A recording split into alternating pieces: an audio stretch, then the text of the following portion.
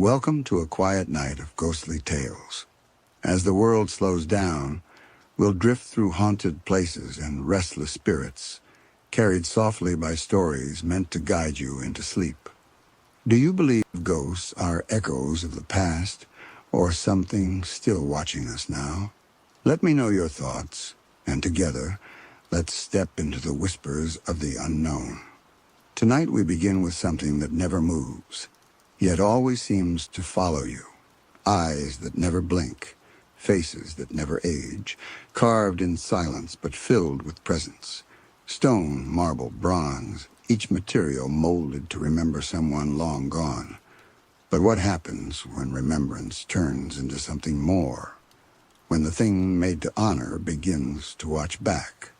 There is a manor hidden deep in the English countryside, surrounded by rolling mist and oak trees so old their roots have grown into the foundation itself.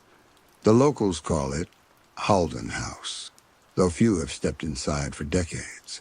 Its windows are shuttered, the gardens unkempt.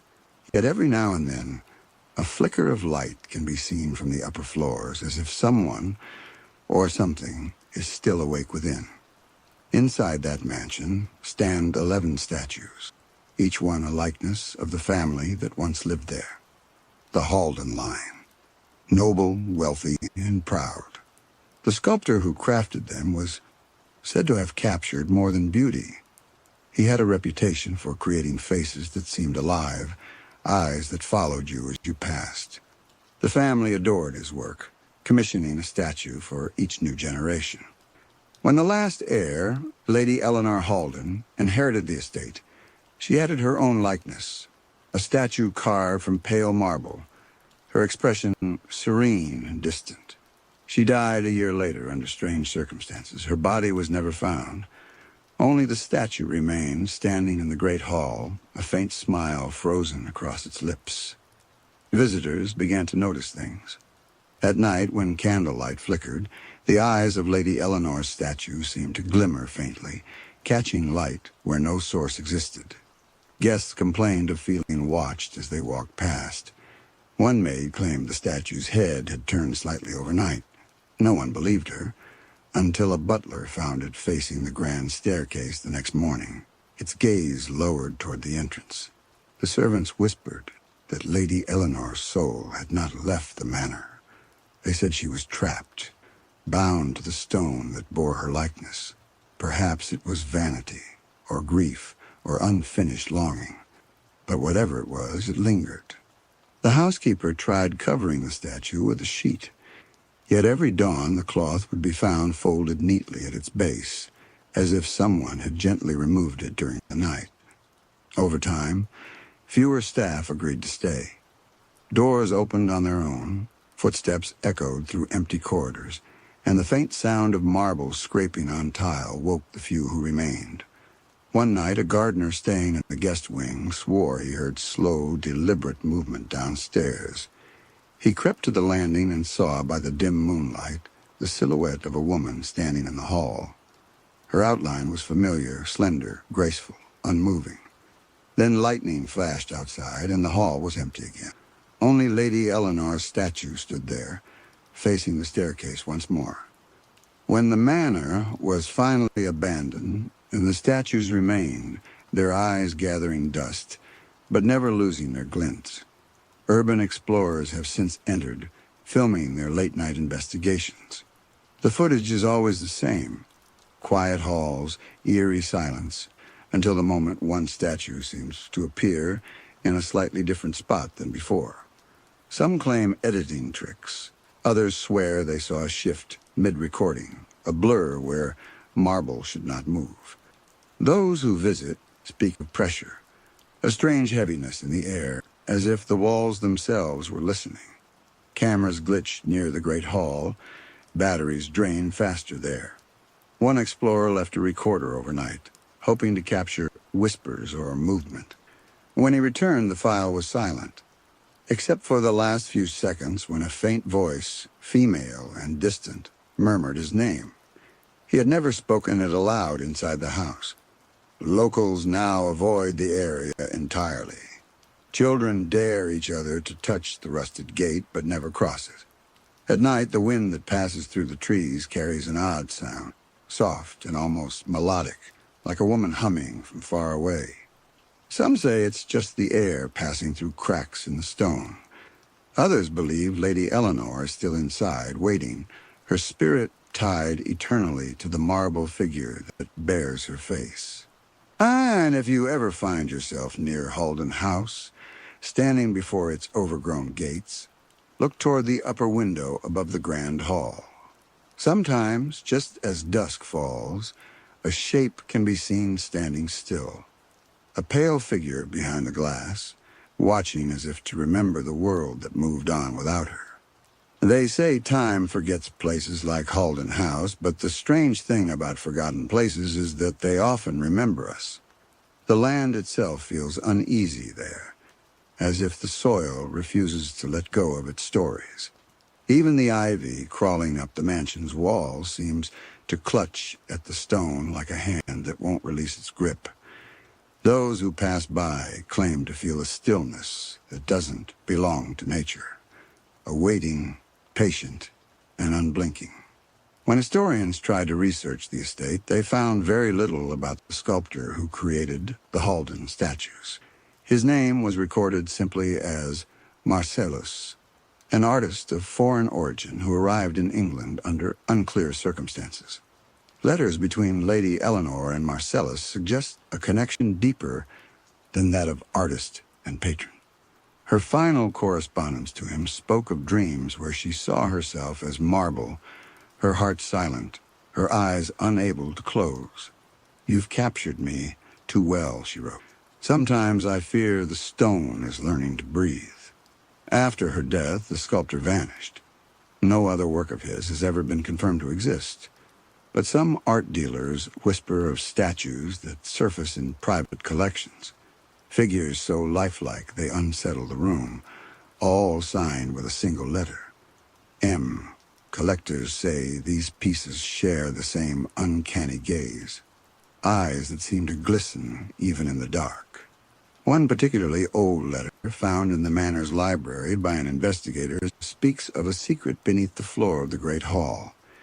It mentions a ritual, a process of binding spirit to form, of granting the still life motion through longing. The handwriting was uneven, as if written in haste or fear.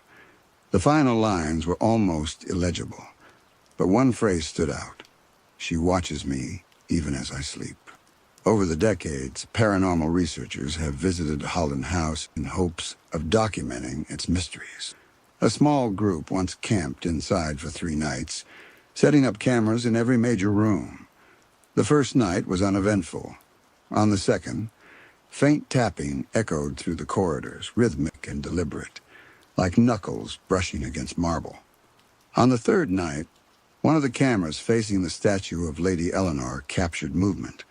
Not a step, not a turn, but a subtle shifting of light, as if the surface of the marble had pulsed. Moments later, the sound of whispering filled the room. The group described it as faint at first, then layered, as if more than one voice spoke from within the walls. One of the investigators called out, asking who was there. Oh, the whispering stopped. Then, clear and sharp, the voice of a woman answered, "You shouldn't have come." The footage ends abruptly. When the team reviewed their recordings the next morning, that entire section was blank, static replacing what they remembered hearing. The camera's internal clock had reset itself to 12 a.m., as if time itself had paused in that room. One of them, a skeptic named Lewis, refused to believe what he'd heard. He returned alone weeks later to prove it was all in their heads. He never released the footage he recorded that night, but his notes were found online years later. They describe a growing cold that seemed to breathe from the stone itself and a shadow that stretched across the floor without any source of light. His final entry reads, "She's closer than before. The marble isn't cold anymore." Halden House was sealed off by the local council not long after. Officially, it was due to structural damage and safety concerns, But the timing followed a surge of reports, strange lights, distant singing, and a lone figure glimpsed in the windows during rainstorms. Photographs taken by curious travelers show something peculiar in each one. The statue of Lady Eleanor appears slightly different. In some, her eyes are cast downward. In others, her head tilts ever so slightly toward the photographer, as if acknowledging their presence. Those who have stood before her describe a pull, a quiet fascination that borders on trance. One visitor claimed he couldn't look away, that her eyes seemed to hold an expression of sorrow so deep it felt alive. When he finally turned his gaze, he realized the marble hand was raised, though he could swear it had been resting at her side before. And still, she stands in that hall, surrounded by dust and silence, watching the years slip away as though time were nothing more than another passing guest. Even in the decades since Haldon House was abandoned, stories of its statues continued to ripple outward, carried by those who dared to enter or who merely glimpsed the estate from the overgrown path. One particularly persistent tale involves a family that inherited a small portion of the property's land. They claimed that even when standing several hundred meters away, they could feel a presence pressing upon them, as though unseen eyes followed their every step. The family's dog would growl and cower when approaching the front gates, fixating on the upper windows where the great hall remained shrouded in shadow. Inside the manor, the atmosphere is different from anything else in the world. It is not merely cold or dark. It is the sensation of being observed by more than stone, of a consciousness that lingers in the curves of marble and the grooves of carved oak. Visitors report hearing subtle changes in the echo of their footsteps, a sound that suggests the floor is shifting beneath them, adjusting to their movements. It is as if the building itself were alive, shaped around the gaze of the statues. A well-known paranormal investigator named Harlan Graves attempted to document the manor extensively in the early 1990s. He spent 3 nights within the hall, leaving video cameras and audio recorders in every major room. On the first night, he noticed nothing unusual beyond the oppressive atmosphere. By the second night, he heard faint scratching coming from the statue of Lady Eleanor. It was a sound that seemed to come from inside the stone itself, delicate yet persistent, like fingernails dragging across cold marble. On the third night, Graves claims to have witnessed the impossible. He writes in his journal that he saw Lady Eleanor's eyes glint in the dim moonlight, reflecting a subtle movement, not caused by shadows. Her gaze was aware of me, he noted, and in that moment, it felt as though the stone itself exhaled. He reached out to touch the statue's cheek, and according to his report, the marble was warm to the touch, the heat spreading through his fingers like a pulse. The sensation was so vivid that he recoiled instinctively, feeling a shiver of recognition, as though the statue had remembered him from some distant past. Some believe Lady Eleanor is not the only one lingering in the stone. The manor's 11 statues all share a subtle, almost imperceptible awareness. Guests and trespassers alike report that when they focus on one statue, another seems to subtly adjust its posture, its gaze shifting ever so slightly. Over time, patterns emerge. Statues seem to move in silent communication, like sentinels coordinating unseen actions across the empty hall. Some suggest that these are not merely artistic creations, but vessels, each one housing a fragment of consciousness tethered to the estate. The question remains, why would a soul remain bound to marble? Some theorists argue that strong emotional events, intense grief, or unresolved guilt can anchor a spirit to a physical object. Lady Eleanor's death, shrouded in mystery and perhaps marked by despair, could have created such tether. Others suggest that Marcellus, the sculptor, intentionally designed his works as spiritual vessels, using rituals now lost to time to imbue the stone with awareness. In his letters, he hinted at awakening the faces he carved, a process that blurred the line between art and life. Visitors today still speak of feeling a pressure behind their eyes, a sensation of being measured, judged, or merely watched. Urban explorers and photographers who venture inside often leave with a lingering sense of unease, as if unseen eyes followed them long after they stepped into sunlight. Several claim that photographs of the statues reveal subtleties invisible to the naked eye, a half-smile on a previously solemn face, a tilt of the head that wasn't there before, a shimmer of light in the eyes where no reflection should exist. Even those who never step inside the manor can feel its influence. Stories of restless dreams, shadowy figures glimpsed at the edge of vision, and sudden chills in the night circulate among locals and ghost enthusiasts alike. The lore of Halden House has grown over time, each retelling adding layers of detail and dread. The statues, it seems, have become more than stone. They are echoes of memory, fear, and perhaps something more sinister, a consciousness trapped in stillness, patient and unyielding, always watching. And so, as the night deepens and the world around you grows quiet, imagine the eyes of those statues, fixed and unwavering. Feel the weight of centuries pressing through stone. The unblinking stare of forms meant to memorialize, but instead capturing life in a way neither fully understood nor ever explained. The watchers remain, silent yet profoundly present, waiting in the stillness for those who dare to notice them. The allure of Halden House lies not only in its history, but in the quiet terror it evokes. It is a place where the line between life and art blurs, where devotion to memory may have given birth to something far older, far more aware than anyone could have anticipated. The mansion is empty, yet it is never alone. The statues know you are here, even if you do not see them, even if you do not look directly into their eyes. And for those who do, they often say the feeling of being watched lingers long after the moon has set, and the mist has swallowed the countryside whole. The longer one lingers near Halden House, the more acute the sense of being observed becomes. Even standing outside the gates, the mansion's silhouette casts an invisible weight, a reminder that the watchers are not confined by walls. Locals tell stories of travelers who stop, frozen in place as if the very air has thickened, sensing an unblinking audience. Some swear they have glimpsed faces in the upper windows, pale and still, only to vanish when approached. Inside, the great hall tells a story of frozen time.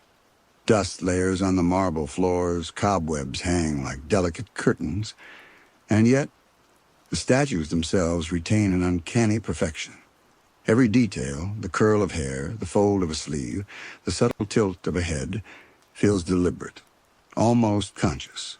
Observers often report a sense of rhythm, as if the statues exist in a pattern invisible to the human eye.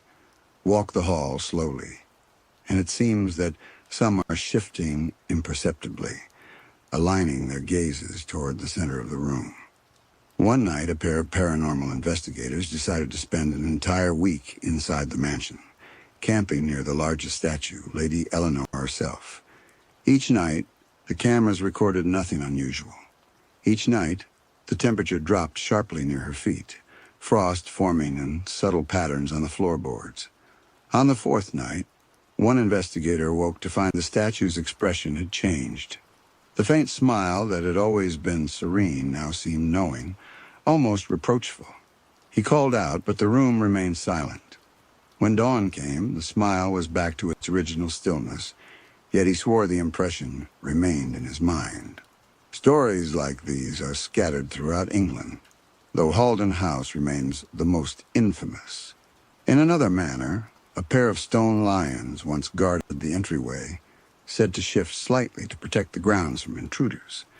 A 19th century diary recounts a night when a thief attempted to break in. The next morning, the man was found unconscious at the foot of the statues, claiming he had been lifted, carried, and thrown by unseen hands. The sculptures had not moved in any physical sense, yet the experience left the intruders certain they had acted independently.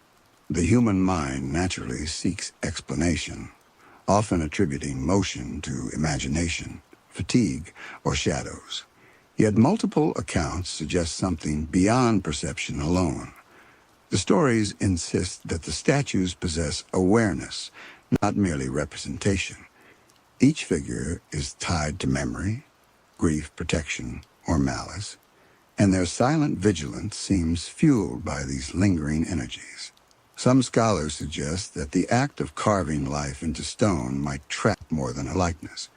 It might capture an essence, a fragment of spirit that continues to interact with the living. Psychologists and paranormal researchers alike have speculated about the phenomenon. Could intense emotion, combined with the permanence of stone, create a feedback loop strong enough to influence perception or even reality? Could belief itself awaken the watchers, granting them motion in subtle ways imperceptible to the unobservant? While science offers no definitive answers, those who have spent time with these statues often describe a chilling certainty. They are not alone. Something watches. Something remembers. Even outside Halden House, the pattern continues. Tourists have reported small statues in old European towns that seem to shift position, tilt their heads, or change expression slightly when unobserved. Gargoyles atop medieval churches appear to follow passers-by with their gaze. Angels in cemeteries are whispered to weep in private moments. And in every story, one common thread emerges: the awareness of the watcher, the subtle sensation that stone can see and perhaps judge.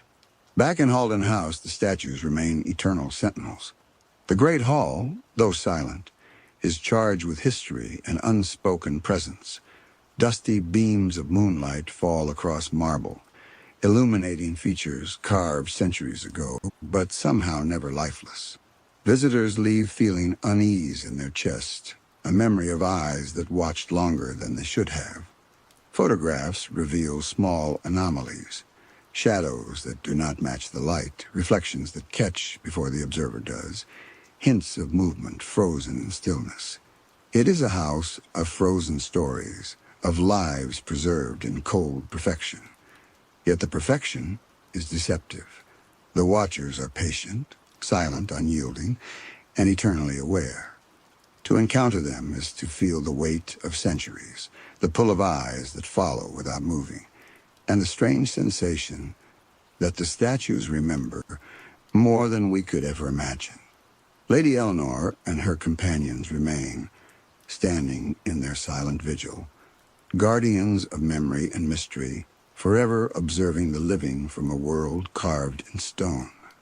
The quiet of Halden House is complete, but the feeling of being watched lingers long after one leaves.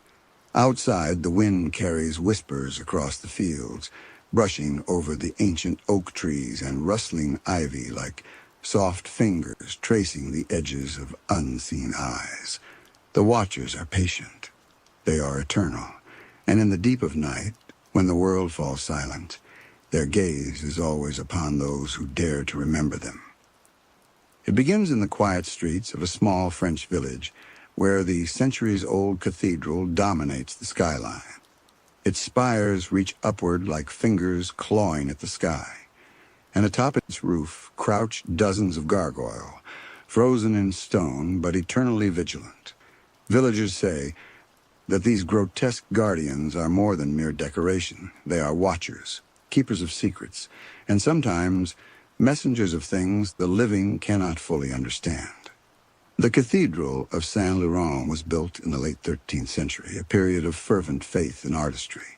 Its gargoyles were carved with remarkable precision, each figure unique, each face twisted into expressions both horrifying and strangely human.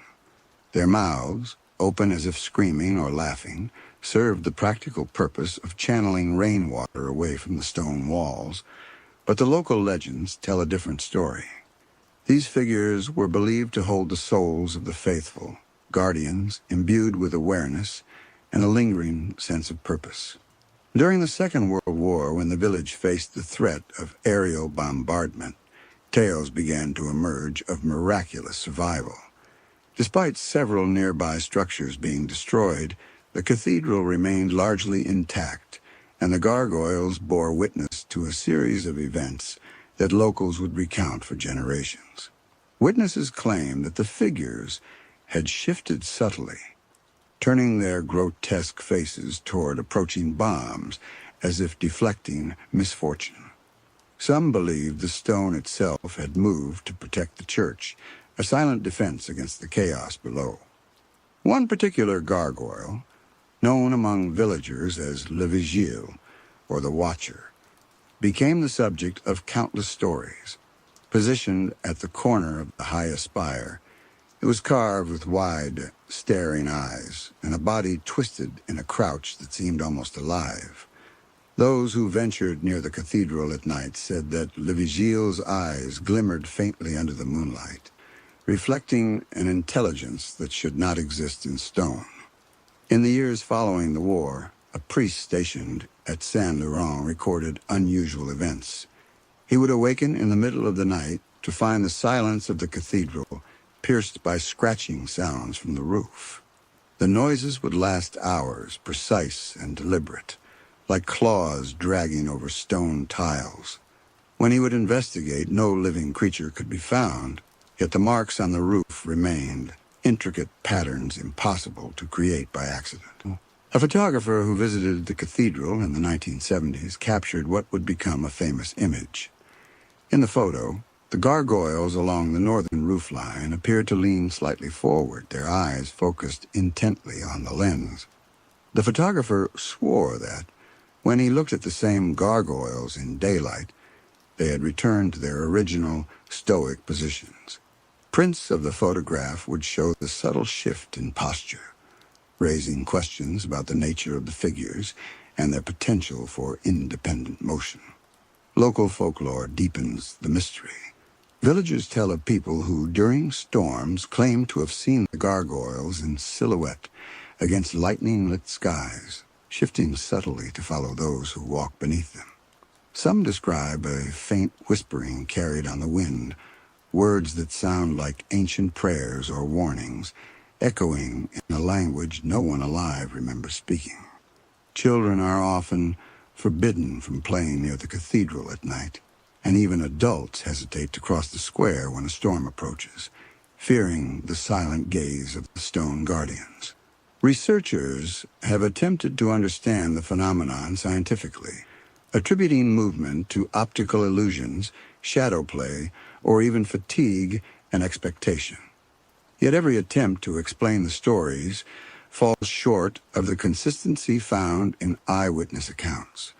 Multiple individuals, often years apart, report the same unsettling impressions, that the gargoyles are aware, that their eyes follow, that their presence conveys not just watchfulness, but judgment or intention.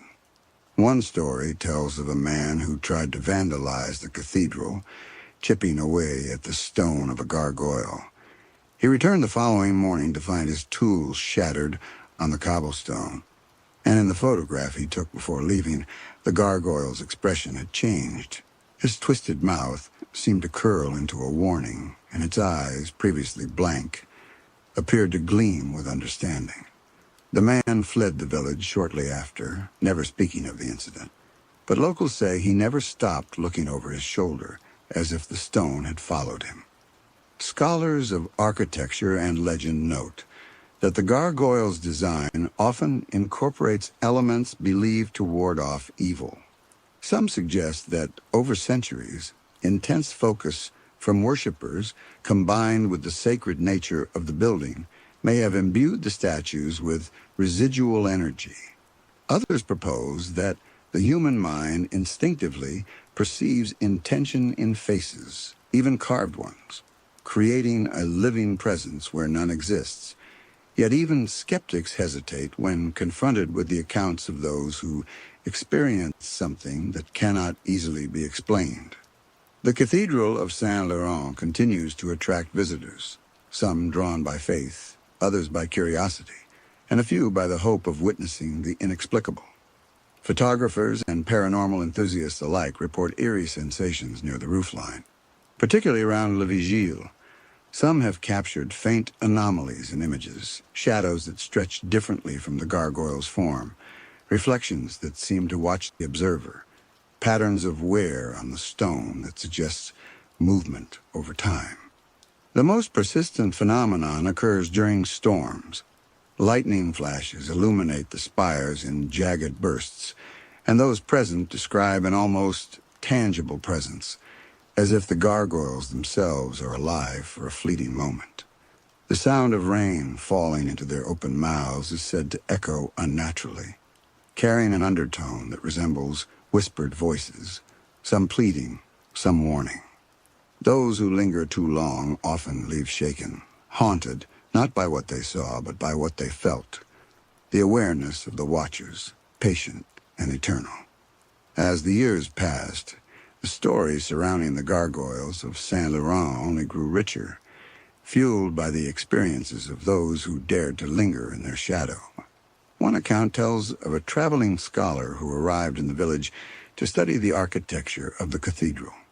He spent hours sketching the intricate details of the grotesques, unaware that evening was falling. As the sky darkened and the wind began to howl, he noticed the shadows of the gargoyles, stretching unnaturally along the roof line, reaching out as if seeking the ground below. At first, he thought it was a trick of the setting sun, but the shadows moved independently of the light, shifting whenever he attempted to focus on them. The scholar reported feeling a peculiar sensation, like a subtle weight pressing against the back of his mind. Every time he glanced at Le Vigile, the gargoyle on the highest spire, he felt as though it were assessing him, measuring him, waiting for him to make a mistake. In the photographs he later developed, the stone figures appeared to lean closer to the edge of the spire, their mouths opening slightly wider than before, as if poised to speak or shout. The images, he claimed, captured not just light and stone, but intention. Other villagers tell of an old bell ringer, known for his devotion to the cathedral, who spoke of strange occurrences during storms. Lightning would strike across the sky, illuminating the gargoyles in blinding flashes. He described hearing faint hissing or whispering, words that seemed carried on the wind, yet impossible to catch fully. Sometimes the shadows of the grotesques appeared on the walls inside the cathedral, stretching and twisting in impossible ways, disappearing as soon as he tried to point them out. Even more unsettling, he claimed that the gargoyles' eyes sometimes glimmered with a faint, almost human light, reflecting the flicker of candles, but also something else, something alive. A local priest, Father Moreau, chronicled his own experiences in careful journals. He reported a night when a group of villagers sought shelter in the cathedral during a violent storm. Rain hammered the roof and thunder rattled the spires, yet the gargoyles remained silent observers above. Then, a single bolt of lightning illuminated the figures with a clarity that seemed unnatural. The priest swore he saw Le Vigile shift its stance, leaning forward as if peering down at the people below. At that moment, the wind seemed to carry a low murmur, barely audible, a voice that seemed to plead, "Protect them. Watch over them." Father Moreau later confessed that he could no longer ignore the sensation, that the gargoyles were more than stone. When alone in the cathedral, he would hear soft tapping along the roof tiles, faint footsteps echoing through the empty corridors. Doors would creak open with no one near them, and shadows seemed to gather at the corners of his vision. His most unsettling memory, he wrote, was of staring at the gargoyles in the pale moonlight and realizing that he could no longer distinguish their statuesque stillness from subtle motion, as if the stone itself were breathing just slightly, just enough to remind him that it was present, aware, and patient. Even scientists and skeptics who visited the cathedral found it difficult to explain the phenomena. Measurements showed no shifts in the stones themselves, no vibrations that could account for movement, and no drafts that could create illusions of sound or shadow. Yet the reports persisted, converging around the same pattern. The gargoyles' eyes seemed to follow visitors, shadows stretched unnaturally, and those who lingered too long reported a deep, inexplicable unease. Some theorized that centuries of observation by the human eye had somehow awakened the figures, imbuing the stone with residual energy. Others believed that these were psychological reactions, the mind projecting awareness into forms it instinctively interprets as watchful. But some stories defied explanation entirely.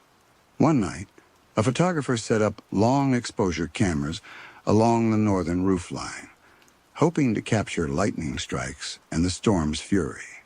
When he reviewed the film, the images revealed figures in positions he had not recorded. Gargoyles that had tilted, crouched, or leaned in ways impossible for stone. In several frames, the glint of their eyes caught the flash of lightning in a manner that suggested awareness. The photographer later described feeling a presence behind him during the session, a sense of being measured by unseen observers. When he turned, nothing was there, but the sensation remained, so profound it stayed with him for weeks. As storms raged over Saint Luron, the cathedral seemed to come alive in subtle ways, almost imperceptible, yet profoundly unsettling to those who dared to watch. Lightning illuminated the jagged stone faces of the gargoyles, and the echoes of rain and wind carried sounds that could not be traced to any source. Locals whispered that the grotesques communicated among themselves, a silent network of watchers whose vigilance extended far beyond the reach of human perception. The patterns of erosion and wear on the stone, they claimed, were not purely natural. Cracks appeared where none had existed, edges sharpened, as though the figures were sharpening themselves, preparing for some task beyond human understanding. One particular account tells of a night watchman who was stationed inside the cathedral during a violent winter storm. He noted that the wind outside created strange echoes among the spires, but what unsettled him most was the sensation that the gargoyles were adjusting their postures. At first he dismissed it as fatigue, yet every time he glanced toward the roof through a high window, a subtle shift would catch his attention. A leg slightly forward, a head cocked in a different direction. The following morning, he climbed to the roof to inspect the stone, only to find no physical signs of movement. Yet his photographs, taken from multiple angles, seemed to suggest the figures had been in positions he had not documented the night before. Stories of misfortune often accompany those who attempt to disrespect or harm the cathedral or its guardians. A group of teenagers, seeking to prank the village, attempted to climb to the spire and paint the gargoyles in bright colors. That night, one of the group reportedly fell ill with a sudden, inexplicable fever. Another disappeared briefly and returned hours later with no memory of where he had been. And the last claimed to hear a whisper echoing in his mind. "Leave this place. Watch and do not disturb." They never returned to Saint Laurent, and the village continues to caution outsiders about the consequences of underestimating the watchers. The cathedral's influence is not limited to the physical. Some visitors report vivid dreams in which they are surrounded by the gargoyles, their stone faces animated with emotion, fear, anger, sorrow, and sometimes protective vigilance. These dreams are often so intense that they linger long after waking, coloring one's perception of reality. People have reported waking in cold sweats, feeling as though the watchers have followed them home. Some even claim glimpses of movement in stone or shadows at the periphery of vision, a reminder that Saint Laurent's guardians are never truly absent. Paranormal researchers have long debated the source of these phenomena. Some argue that the gargoyles' enduring presence, combined with centuries of human attention and belief, may have created a residual energy that manifests as motion, sound, or perception in sensitive observers. Others suggest that these shapes and expressions of the gargoyles tap into a deep psychological response. The human brain instinctively attributes awareness to faces, even when carved from stone. Yet accounts persist that seem to defy such explanations. Shifts captured on film, glimmers in eyes during moonlit nights, whispering sounds with no source, and the sensation of being measured or followed. The story of Le Vigile, the Watcher, continues to intrigue and unsettle. Pilgrims, photographers, and tourists alike have all claimed to experience a deep unease when standing beneath the highest spire. One professional photographer reported reviewing hundreds of images taken over several nights, only to notice subtle changes in posture or angle in the gargoyles that he did not observe in real time.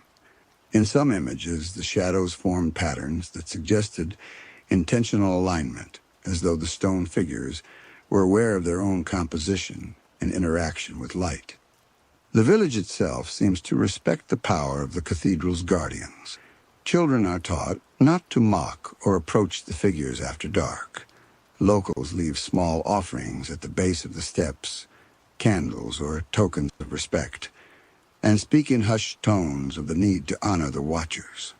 They believe that the guardians are not malevolent by nature, but patient and discerning.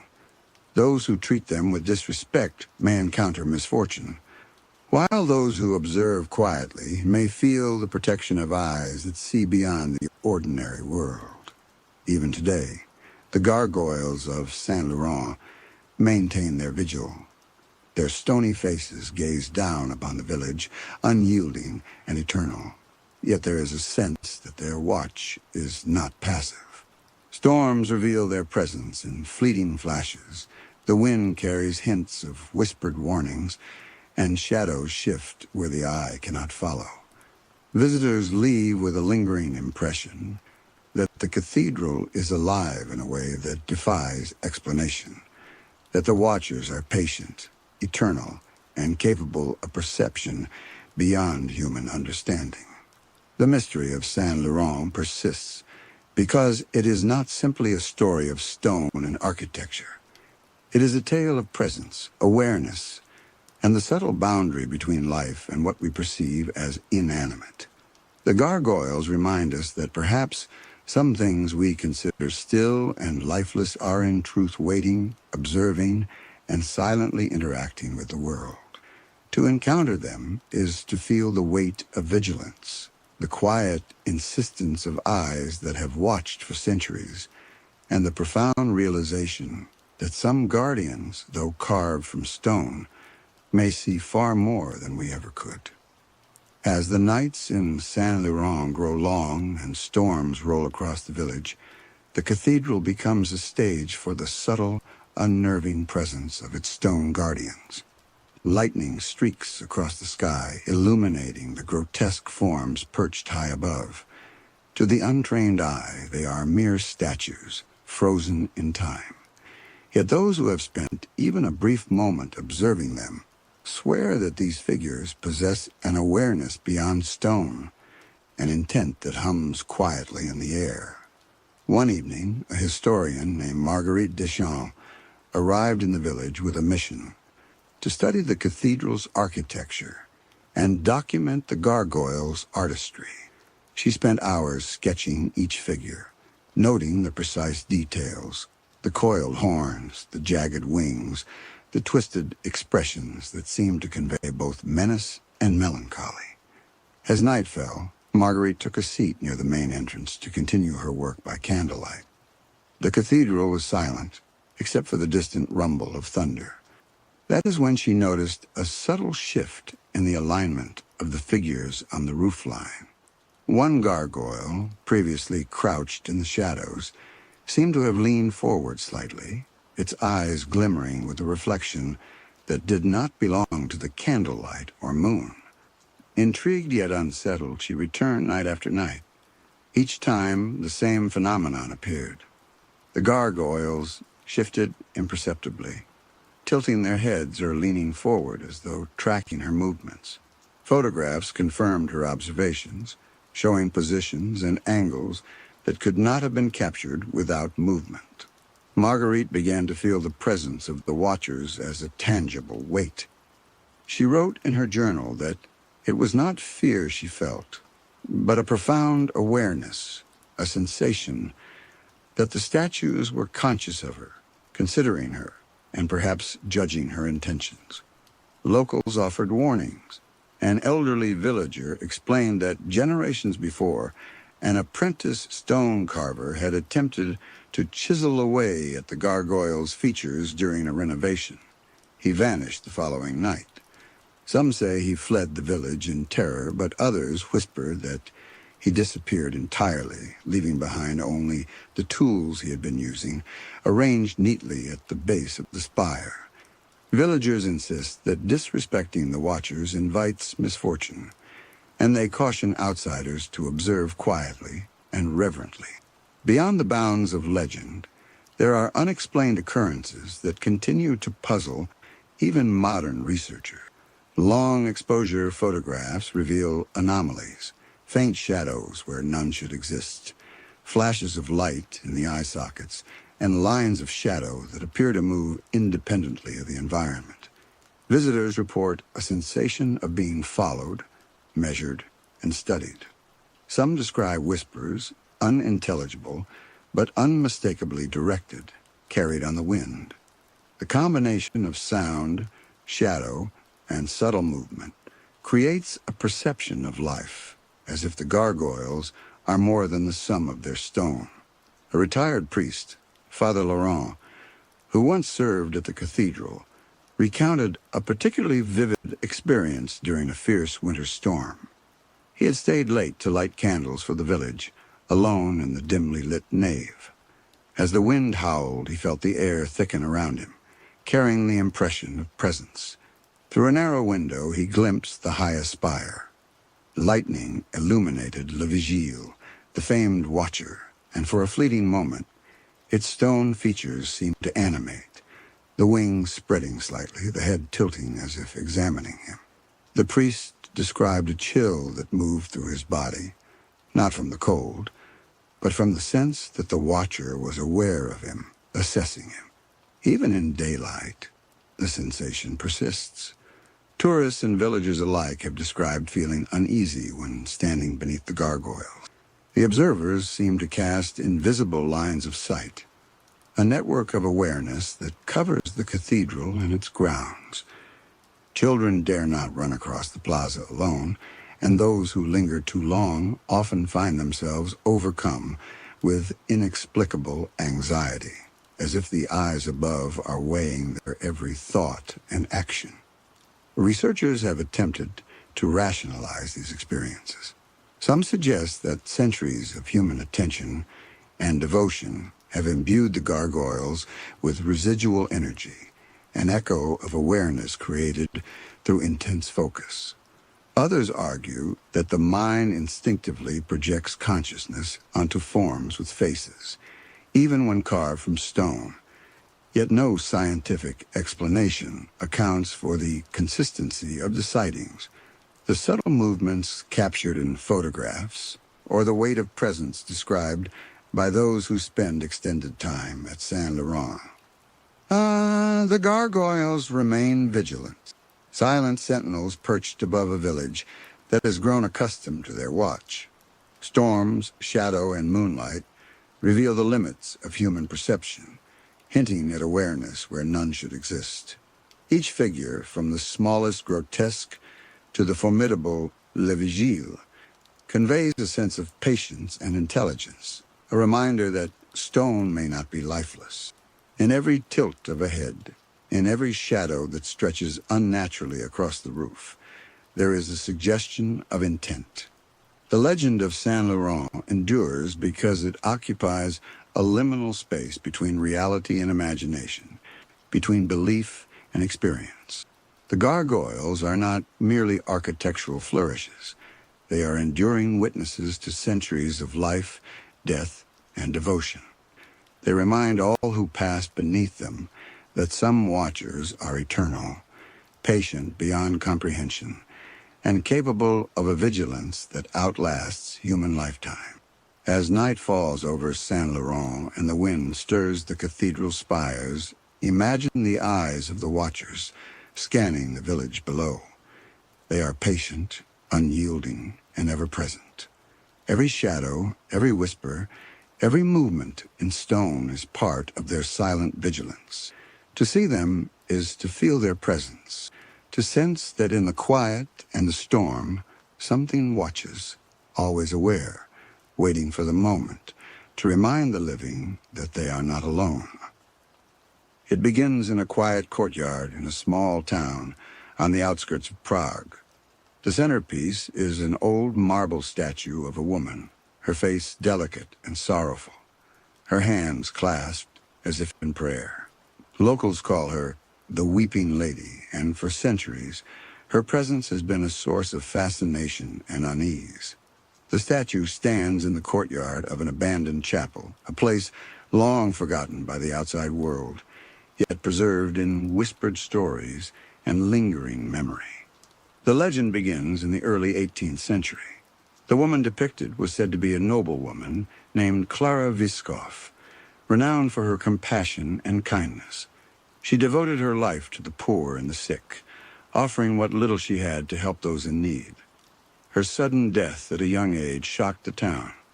Mourning her deeply, a sculptor named Anton Malik was commissioned to create a memorial in her honor. He labored for months, carving from the finest marble a figure that captured not just her likeness, but her very essence. It is said that from the moment the statue was placed in the chapel courtyard, unusual occurrences began. Those who visited the statue reported seeing moisture on her cheeks, small rivulets that glimmered in sunlight as though she were quietly weeping. At first, the moisture was attributed to condensation or rainfall, but over time, the phenomenon grew more inexplicable. Witnesses claimed that she would weep at odd times, even during the driest months of summer, and that the pattern of her tears often seemed to correspond with the emotions of those nearby. A young girl named Emily, who lived near the chapel in the 19th century, wrote in her diary about the day she approached the statue, feeling a deep sadness over her sick mother. Emily described noticing a single tear forming on the marble cheek, as if Clara herself shared in her sorrow. When she returned weeks later with news that her mother had passed, Emily was startled to see the statue's entire face streaked with moisture, more pronounced than she had ever seen before.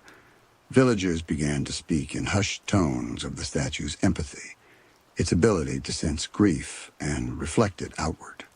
Paranormal researchers have long studied the Weeping Lady. Experiments have been conducted to measure temperature, humidity, and even chemical composition in attempts to explain the moisture on her cheeks. None have provided conclusive results. The marble itself is remarkably impervious to water absorption, and no sources of underground springs or condensation were ever detected in the courtyard. Yet the weeping continued, seemingly tied not to weather, but to human emotion. One researcher, Dr. Katerina Havel, spent 3 months observing the statue in the 1980s. She kept meticulous records, noting every visitor, the emotions they displayed, and the appearance of tears on the marble face. Her notes suggest a correlation too precise to ignore. Joyful visitors would often see the statue's cheeks dry and serene, while sorrow, fear, or despair seemed to elicit tears. Havel concluded that, while the phenomenon could not be explained by science, it appeared to interact directly with the human psyche, a conduit between marble and emotion. Local folklore further expands on the mystery. It is said that on certain nights, when the moon is hidden behind clouds and the courtyard is silent, Clara's spirit emerges from the statue. Witnesses report fleeting glimpses of movement in the folds of her gown, subtle shifts of the head, and a sense of air disturbed as if she were breathing. Some villagers claim to have felt a chill run down their spine when standing too close, a sensation of being watched and understood simultaneously. Those who approach her with malice or ill intent are said to experience sudden dizziness, overwhelming sadness, or a sense of guilt that lingers long after they leave. A particularly chilling account comes from a traveler in the early 20th century. He was a skeptical man, dismissing the stories as superstition. One evening, he lingered in the courtyard alone, attempting to photograph the statue. As he focused his camera, he noticed a drop of water forming on her cheek. Moments later, the tears seemed to fall in slow motion, catching the lamplight in a way that suggested movement rather than condensation. When he developed the photograph, the tear appeared to extend unnaturally, trailing toward the ground as though drawn by some invisible hand. The man reportedly left the town immediately, never speaking publicly of what he experienced, but local legend preserves his frightened visit. The statue's influence seems to extend beyond the visual. Many who spend time in the courtyard report a weight in their chest, a quiet ache of sorrow that is not entirely their own. Some describe dreams where they see themselves reflected in her eyes, memories and regrets laid bare as if the marble holds fragments of every heart that stands before her. Others report hearing faint whispers like soft sighs echoing through the courtyard when no one else is present. As decades passed, the stories of the weeping lady spread far beyond the town, attracting visitors, pilgrims, and scholars alike. Many sought to witness the mysterious tears firsthand, each encounter adding another layer to the statue's legend. One young woman, a painter, came to capture the visage of Clara in oils. She spent hours in the courtyard, her brush hovering over the canvas as she studied the marble face. As she worked, a single tear traced down the cheek, catching the evening light. She later claimed that the tears seemed to drip in rhythm with her own heartbeat, a silent communion between her sorrow and the statue's unspoken grief. Several residents recounted instances where the statue's tears appeared to offer guidance or warning. A man walking home during a bitter winter night felt compelled to stop by the courtyard. He had been planning a reckless journey through the forest, disregarding the warnings of local villagers about the treacherous paths. As he approached, he noticed the marble cheeks glistening with moisture. Interpreting this as a sign, he altered his plans. That very night, a sudden snowstorm swept through the forest, making travel deadly. The villagers credited the statue with having watched over him, guiding him silently. Visitors who came with lighter hearts often reported less dramatic, yet equally uncanny phenomena. A group of children playing near the courtyard during summer noted that when they laughed or whispered secrets, the tears would vanish, leaving the statue's face calm and serene. Some speculated that the statue was not only sensitive to sorrow but to joy as well, responding in subtle ways to the emotions that surrounded her. Others claimed that at times faint warmth emanated from the marble, a sensation like a gentle exhalation, as if the spirit within the stone acknowledged the presence of living beings with quiet kindness. The weeping seemed to intensify during moments of personal crisis or collective grief. During the plague that swept through the region in the 18th century, townspeople claimed the statue's face was streaked with tears for weeks on end, a manifestation of shared sorrow that reflected the collective pain of the community. Priests recorded offerings left at the base of the statue, candles, small tokens, even letters pleading for protection or comfort. These offerings often disappeared mysteriously, leading some to believe that the statue, or the spirit within, acknowledged and accepted the sentiments of the living. Researchers and skeptics alike have tried to rationalize the phenomenon. Some suggest the stone absorbs moisture from the air in patterns affected by temperature and humidity, producing the appearance of tears. Others theorize that the emotional energy of visitors interacts with natural elements, creating micro-condensation precisely where human focus is directed. Yet none of these explanations account for reports of tears forming in perfectly dry conditions, nor the sense of awareness so many witnesses feel. Scientific observation cannot measure the quiet pull of grief that seems to emanate from the marble, nor the subtle, almost imperceptible movement described by multiple visitors over centuries. One particularly eerie story involves a man named Victor, a skeptic and historian who arrived in the town intent on debunking the legend. He spent a week documenting the statue, observing her during different times of day, recording temperature and humidity, and even photographing her under infrared light. On the fifth night, he returned to the courtyard to find the tears more pronounced than ever, streaming down in patterns that formed shapes resembling faces and hands. When he attempted to photograph them, his camera failed, its lens fogging inexplicably, and he felt a weight pressing on his chest, as if the sorrow captured in stone had reached out to him. Victor left the town the next morning, pale and shaken, later admitting privately that he could no longer deny something profoundly unnatural at work. Many who study the Weeping Lady report a deep sense of empathy, as if the statue absorbs and reflects the emotional energy of those nearby. Visitors claim that the longer they remain in her presence, the more acutely they feel their own fears, regrets, and grief mirrored back at them. Some find this comforting, a silent understanding that their suffering is acknowledged.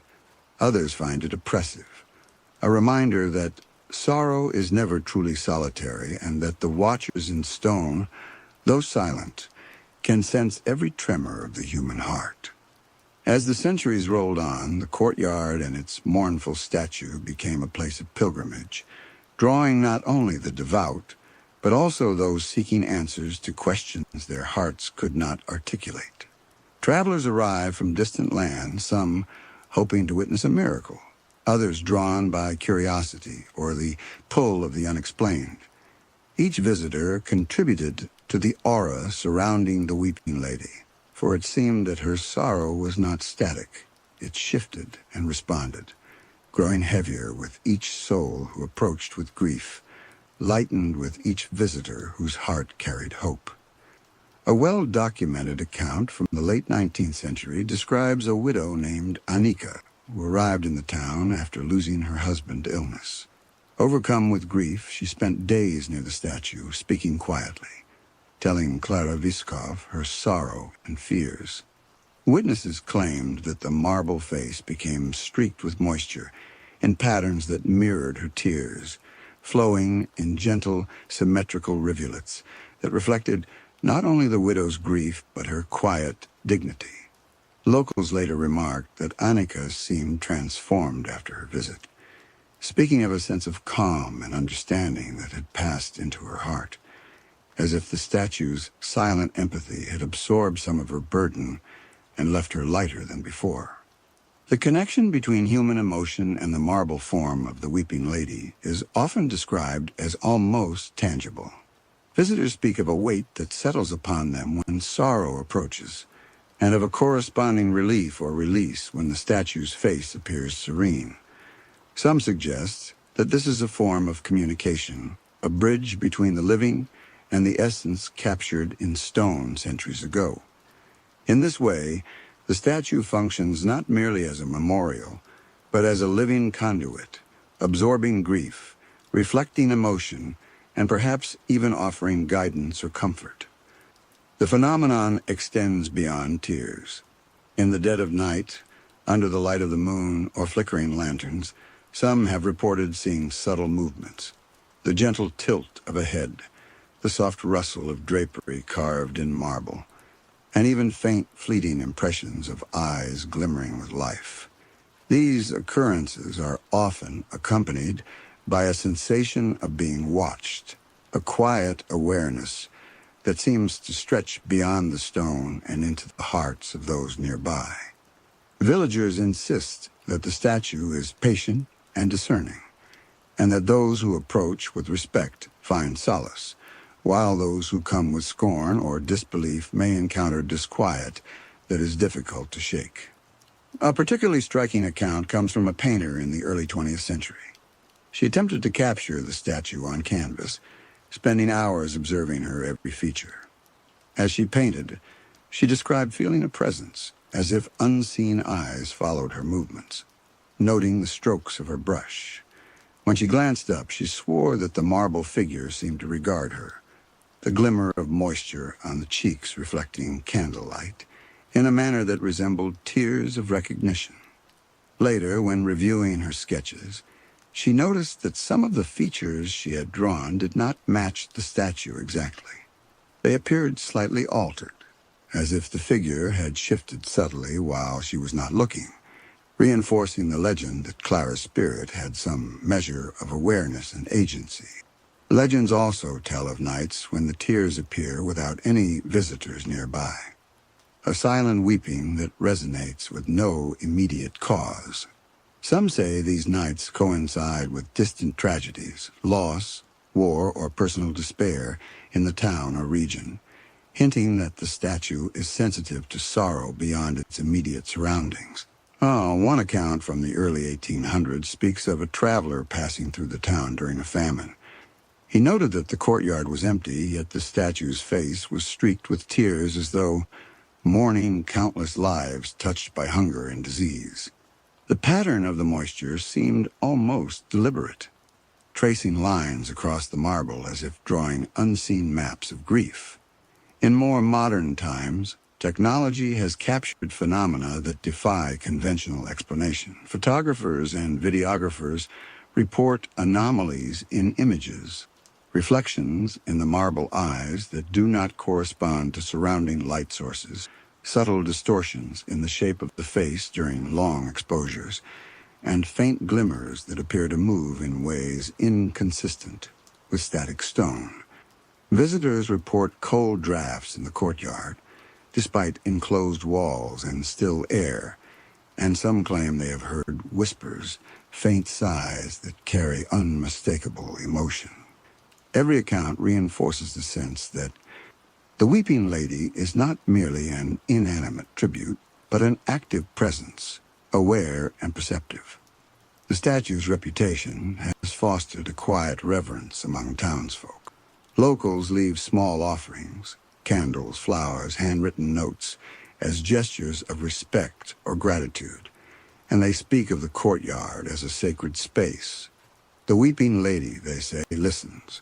She perceives the burdens of the living, the quiet griefs hidden behind polite smiles, and reflects them in her silent tears. Some visitors report feeling a subtle relief, as if a portion of their sorrow has been acknowledged and lifted. Others find the experience haunting, a stark reminder that grief and empathy can exist in forms beyond human understanding. As the legend of the Weeping Lady continued to grow, the courtyard became a space where the living and the stone-bound spirit of Clara Vyskov seemed to meet in quiet communion.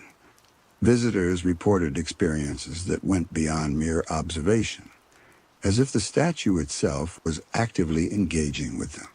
Some described sudden clarity or insight into personal dilemmas, a sense of comfort that arose from the presence of the sorrowful figure. Others, however, recounted nights of unease, feeling the weight of grief that was not entirely their own pressing upon their minds, as if the statue's awareness extended to emotions that had absorbed over centuries. One particularly striking account involves a young scholar named Tomas, who arrived in the early 1900s, determined to understand the Weeping Lady through reason and logic.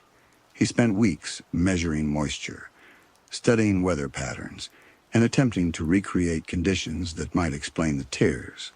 One evening, while sitting quietly in the courtyard, he felt a sudden, inexplicable chill. Turning toward the statue, he believed he saw her head tilt slightly, her eyes catching the fading light as if acknowledging him. Tomas, a man of strict rationality, later admitted that he could not explain the sensation that followed, a profound sense of being observed, assessed, and understood, leaving him shaken in a way science could not account for. Stories like Thomas's abound. A mother grieving the loss of a child described visiting the statue and feeling her sorrow mirrored so precisely that it was both unbearable and comforting. She reported seeing multiple tears form on Clara's marble cheeks, streaming in delicate paths that seemed almost alive. When she left the courtyard, she felt lighter, as if some of her anguish had been drawn into the marble and held there. A poet visiting decades later claimed that words flowed through him while seated before the statue, phrases and verses emerging that he attributed to the presence of Clara's spirit guiding his hand. The statue's influence is said to extend even to those who approach with doubt or disbelief. Visitors who attempt to mock or dismiss her often report a creeping sense of unease. Footsteps seem to echo unnaturally. Shadows elongate in ways that defy logic, and some swear they have heard a faint, sorrowful sigh emanating from the marble itself. These experiences suggest that the Weeping Lady possesses not only a reflective empathy, but also a measure of discernment, responding differently to those who approach with respect versus those who approach with skepticism or contempt.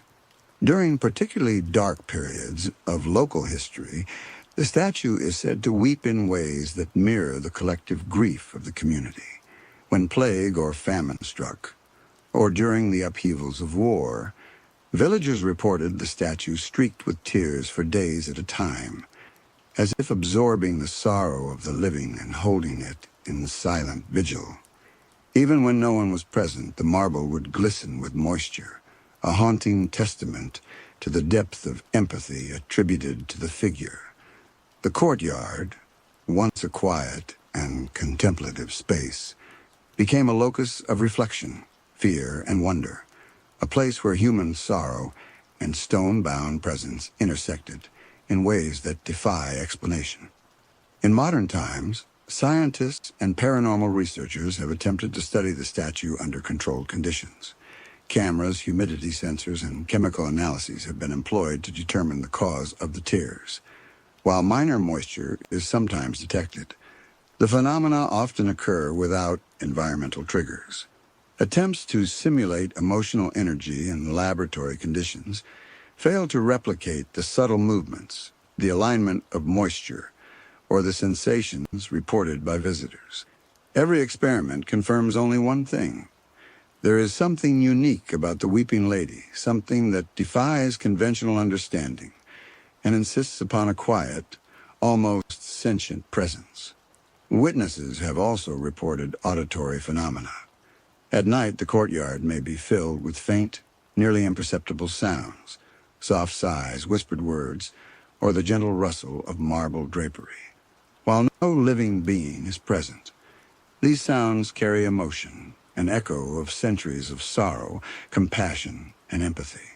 Some claim to have felt Clara's presence brush against them like a cold breath, not threatening but intimate, a quiet reminder that grief can exist beyond the human body, in stone, in memory, in spirit. The enduring power of the Weeping Lady lies in her duality. She is both monument and mirror, a silent witness and an active participant. She observes the living, reflects their grief, and, in subtle ways, interacts with the hearts and minds of those who approach. Her tears are not simply water upon stone, they are expressions of empathy, manifestations of sorrow and comfort intertwined. To encounter her is to confront the universality of grief, the weight of compassion, and the strange possibility that even stone can hold consciousness. As night falls over the courtyard, the statue's face catches the soft light of the moon.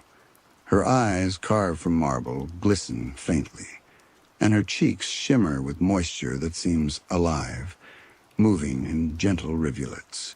Those who linger report a profound stillness, a sense that the weeping lady is aware of every heartbeat, every breath, every unspoken thought. In this quiet communion, the past, present, and spirit converge, leaving visitors with an enduring sense that some presences cannot be measured or understood, only felt. It begins in a remote valley where fog lingers long after dawn, and the wind carries whispers of lives long past.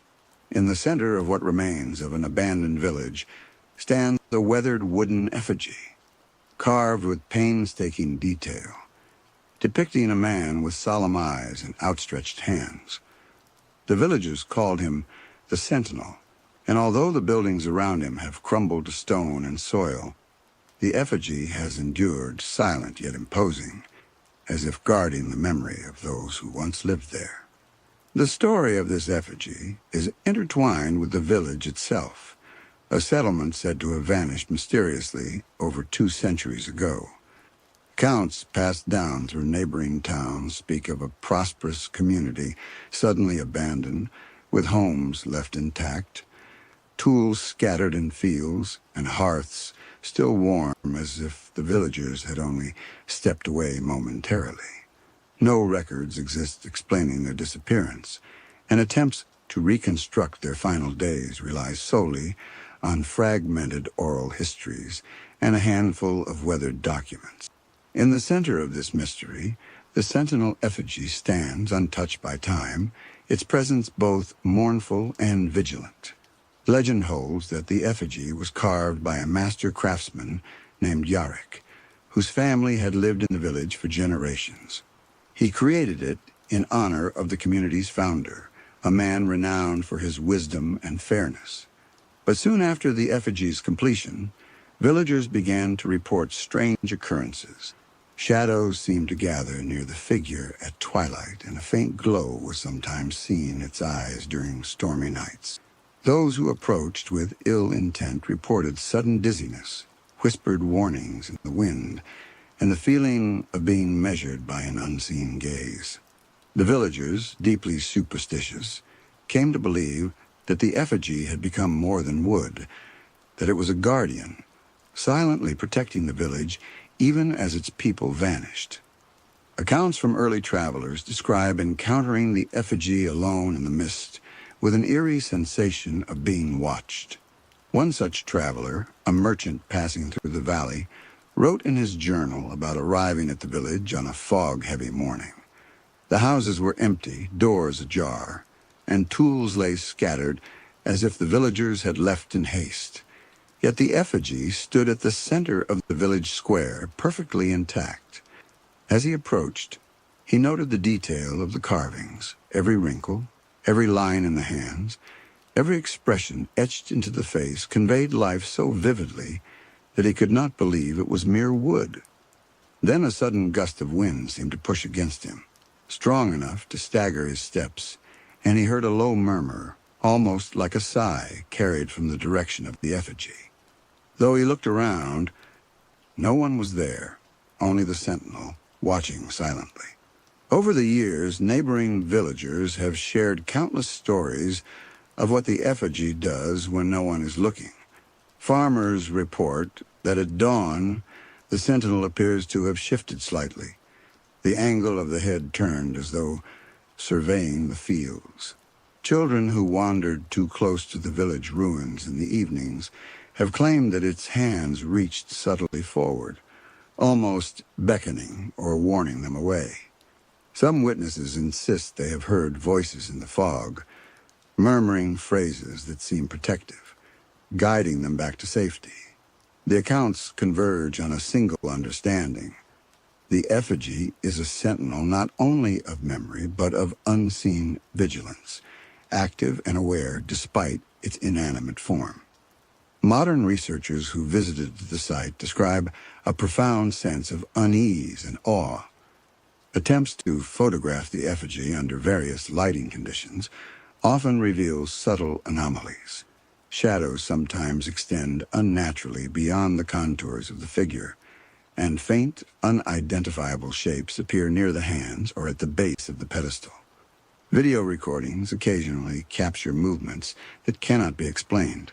Slight swaying, the impression that the figure is shifting its gaze, or the sense that it leans ever so slightly forward, attentive to the presence of those who dare enter the abandoned village.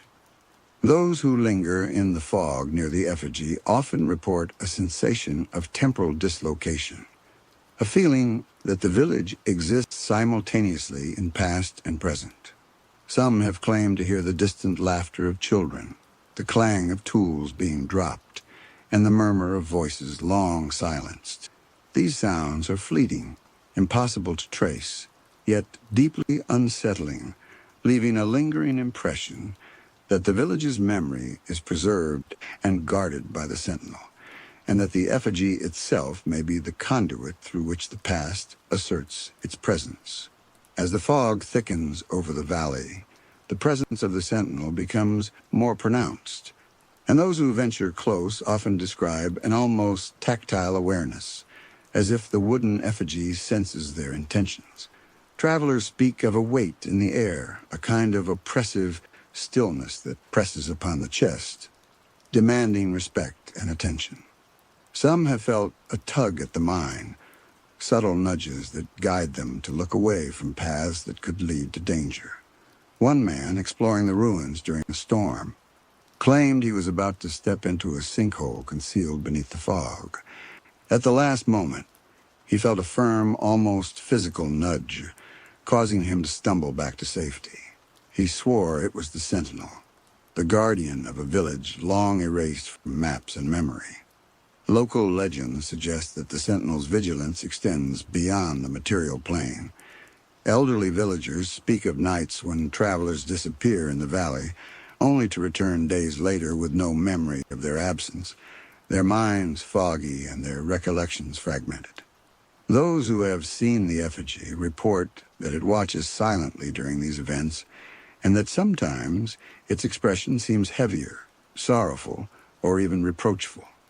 This has led some to believe that the effigy carries not only the memory of the village, but also the weight of the lives that have passed through the valley, serving as a bridge between the forgotten and the living. Children, often the most sensitive to the supernatural, have offered the most vivid accounts.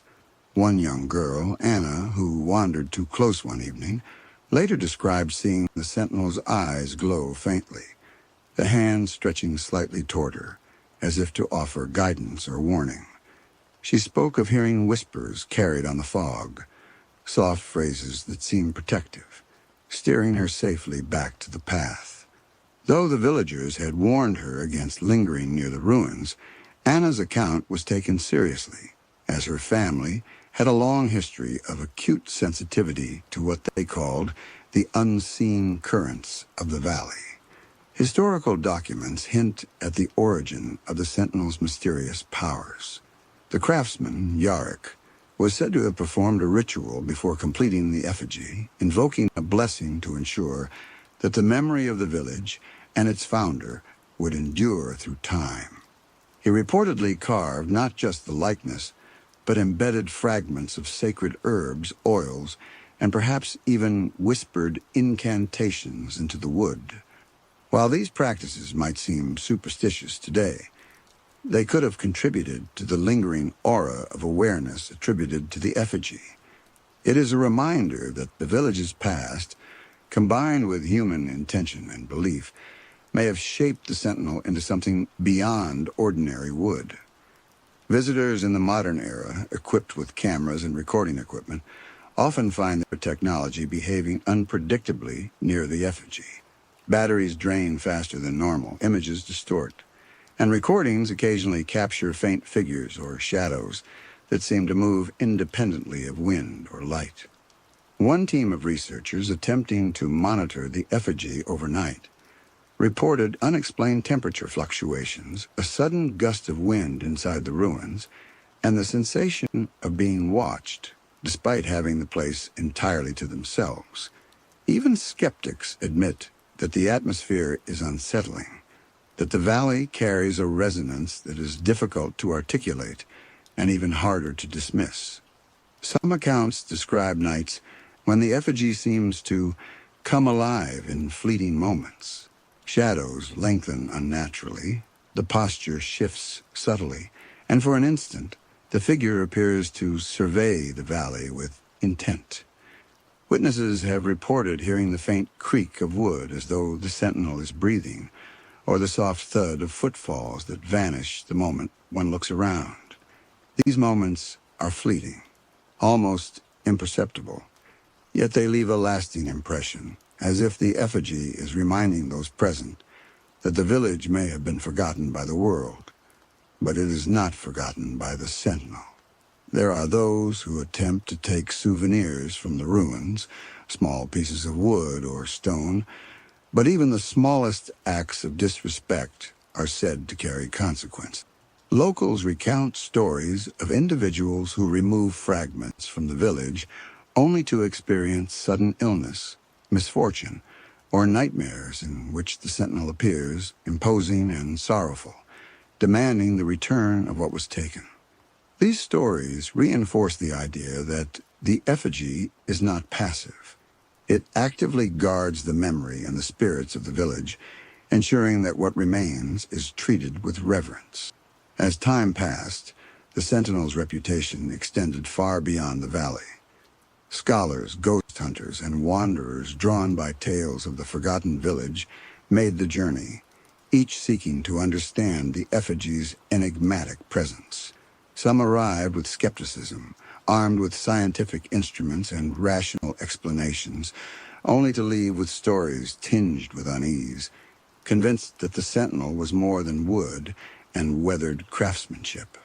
Photographs sometimes revealed anomalies, subtle distortions in the figure's posture, shadows that did not align with natural light, and faint impressions of movement where no one could have been. These fleeting glimpses reinforce the idea that the effigy maintained an awareness independent of observers. Among the most compelling accounts is that of a historian named Emil Kovac, who visited the ruins in the 1920s. Emil arrived with the intention of documenting the village's architecture and recording the layout before nature fully reclaimed it. For days, he explored the remnants of homes, barns, and wells, meticulously sketching each detail. One evening, as dusk settled and fog crept over the valley, he returned to the central square. The sentinel appeared somehow more imposing than during the day, the shadows around its carved eyes seeming to deepen and shift. Emil later described feeling a strange pressure in the air, as if unseen eyes were weighing his every movement. His sketches from that night revealed subtle changes in the posture of the effigy, lines and angles that had not existed earlier, suggesting a silent, almost imperceptible interaction between man and monument. The villagers who still lived near the valley told Emil that the effigy could discern intent, that it responded differently depending on the visitor's heart. Those who approached with respect and humility were often granted an uncanny sense of guidance or comfort, while those with ill intentions felt disoriented, fearful, or otherwise compelled to leave. Emil himself, despite being a man of science, admitted in his notes that the experience defied rational explanation. He wrote that the sentinel seemed less like a guardian of wood and more like a living presence, silently preserving the memory of the village and maintaining a delicate balance between the past and the present. Children often provide the most vivid and unfiltered accounts of the effigy. One boy, Peter, wandered into the ruins while chasing a stray dog. He later told his parents that the figure had moved its hands and looked at him, guiding him away from a broken well hidden in the fog. Another group of children reported seeing the sentinel's eyes flicker faintly, like candlelight reflecting off the carved pupils, accompanied by the sensation of warmth in the cool evening air. The townsfolk accepted these tales not as mere fantasy, but as observations of a presence that defied ordinary explanation, a silent sentinel attuned to both the physical and spiritual landscape of the abandoned village. Legends also speak of the effigy's response to communal emotion. During times of local hardship, famine, disease, or natural disasters, witnesses have reported that the sentinel's posture seems to shift subtly, its gaze sweeping across the valley with concern. Those who have lived in the area for generations insist that the effigy's awareness extends beyond the immediate vicinity, that it senses the collective consciousness of the region and acts as a protective figure, ensuring that the memory of the forgotten village endures even in the face of hardship. Stories of the sentinel's protective nature are numerous. One traveler, lost in the fog after dark, claimed he felt an invisible force guiding him along a safe path back to the nearest road. Though no physical entity was present, he described the sensation as if the effigy itself had reached beyond the boundaries of the village to ensure his safety. Local elders affirmed such occurrences, describing them as examples of the effigy's silent vigilance, a reminder that it was more than a memorial. It was a guardian, an enduring presence that safeguarded those who entered with respect. Modern investigations continue to document unusual phenomena in the valley. Infrared cameras and motion sensors occasionally capture subtle movements around the effigy, a shift in the tilt of the head, the suggestion of hands stretching forward, or faint shadows that vanish when approached. Electronic devices often malfunction near the statue, with batteries draining rapidly and recordings distorting in inexplicable ways. Even scientists, accustomed to empirical evidence, have been forced to acknowledge the peculiarity of the site, recognizing that the sentinel exerts a presence beyond measurable parameters, one that interacts with both environment and human perception. As the years stretched into decades, the sentinel of the forgotten village became more than a local curiosity. It became a symbol of memory, vigilance, and the unseen threads connecting past and present. Villagers spoke of nights when fog enveloped the valley so completely that one could see nothing beyond a few steps, yet somehow, travelers guided by the sentinel always emerged safely. Some described faint light reflecting off the wooden eyes, as if a spirit within illuminated the path. Others swore that soft whispers carried on the wind, unintelligible yet comforting, seemed to steer them away from danger. Over time, the stories coalesced into a belief that the effigy possessed a consciousness born of collective memory, a sentience attuned to the lives and intentions of those nearby. During particularly harsh winters, when snow blanketed the valley and made navigation treacherous, the sentinel's presence seemed more pronounced. One account tells of a shepherd who had become lost while tending his flock. He described a sudden warmth in the freezing air, as if the effigy had exhaled, guiding him along a safe route back to his village. His path crossed broken terrain and hidden ice patches, yet he emerged unscathed. Villagers attributed his survival to the effigy's silent guidance, and the story became part of a growing collection of tales illustrating the sentinel's active guardianship. Some scholars suggest that the effigy's seeming consciousness is tied to the intentions and beliefs of those who visit. Oral histories emphasize respect and humility when approaching the figure, hinting that the sentinel reacts differently to visitors depending on their mindset. Those with reverence often experience reassurance, guidance, and even emotional release, while those who approach with skepticism, mockery, or greed report a tangible sense of discomfort, dizziness, chills, or sudden fear. It is as if the sentinel enforces a form of moral accountability, rewarding sincerity and punishing disregard, ensuring that the memory of the village and the legacy of its people are honored. The effigy's influence is also reflected in subtle, almost imperceptible ways that defy explanation. Photographs sometimes reveal shadows or figures that seem to move independently of natural light, while audio recordings capture faint rustling or low murmurs that cannot be traced to any source. Visitors report shifts in perspective, sensing that the effigy's gaze follows them even as they move, a quiet awareness that transcends the physical limitations of the wooden sculpture. Some have described fleeting impressions of faces or hands emerging from the wood grain, as if the souls of the village's long-departed inhabitants are preserved within the sentinel, quietly observing the living. A particularly eerie tale involves a traveling merchant named Mikhail who arrived in the valley during a dense fog that obscured the path. Disoriented, he found himself in the village square near the effigy, with no landmarks visible beyond the statue itself. According to his account, he felt a presence guiding him, subtle yet insistent, urging him to step away from a hidden pitfall. He claimed that for a brief moment the figure seemed to sway slightly, its carved eyes reflecting an uncanny intelligence. Mikhail returned safely, forever convinced that the sentinel had intervened to preserve his life, and he became one of many to regard the effigy as more than mere wood, a silent protector.